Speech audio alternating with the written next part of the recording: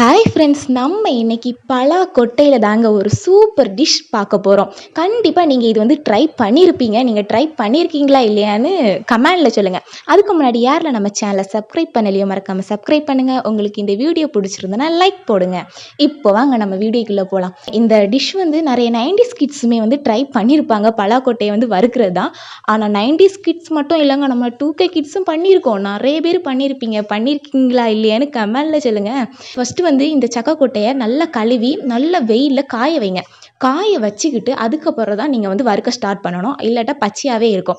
நல்லா வறுத்துட்டீங்க பாருங்களேன், மேலே உள்ள தோடு வந்து கருகிற அளவுக்கு வந்து வறுக்கணும். ஆனால் அதுக்கு வேண்டி நீங்கள் தீயை கூட்டி வச்சு அந்த தோலை மட்டும் கருமையாக்கிடக்கூடாது.